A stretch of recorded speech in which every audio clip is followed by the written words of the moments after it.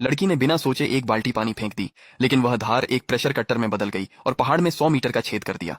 यह देखकर कि उसने फिर गड़बड़ कर दी है, वह अपने गुरु से माफी मांगने दौड़ी, लेकिन जैसे ही उसने हल्के से उनका हाथ पकड़ा, उसने उन्हें 100 मीटर दूर उड़ा दिया।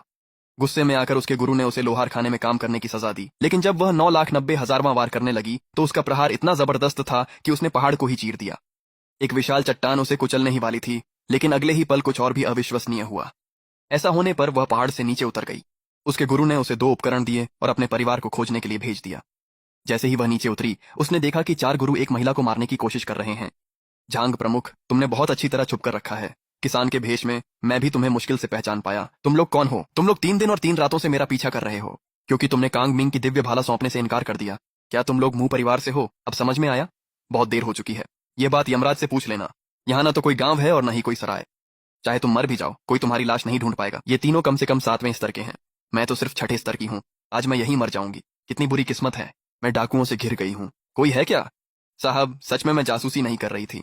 भाई यांग, ये तो बस एक बच्ची है। क्या इसे भी मार दें ताकि ये किसी को कुछ न बता सके? मुझे माफ कर दो। मैं तो बस यहाँ से गुजर रही थी, मैंने कुछ नहीं देखा। लड़की, इसका तुमसे कोई लेना देना नहीं है। यहाँ से चली जाओ। मैंने कहा है कि आज कोई नहीं जाएगा। साहब, मैं तो बस यूं ही यहाँ से गुजर रही थी। आप सबने अपना चेहरा ढक रखा है, मुझे तो पता भी नहीं आप लोग कैसे दिखते हैं। यहाँ आना तुम्हारी बदकिस्मती है। आज तुम्हें भी उसके साथ दफना दिया जाएगा। 7वें स्तर के उस्ताद का दबाव डरावना था, लेकिन वह ऐसे चल रही थी जैसे बाजार में घूम रही हो। मर जा लड़की, हट जाओ। मैंने दशकों तक प्रशिक्षण लिया है। 7वें स्तर का उस्ताद एक ही थप्पड़ में कैसे गिर सकता है? यह असंभव है।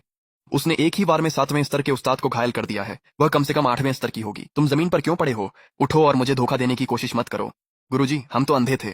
कृपा करें और हमें जीवन दान दें। हाँ, हमारे साथ ऐसे व्यवहार करें जैसे हम कोई हवा का झोंका हो और हमें जाने दें।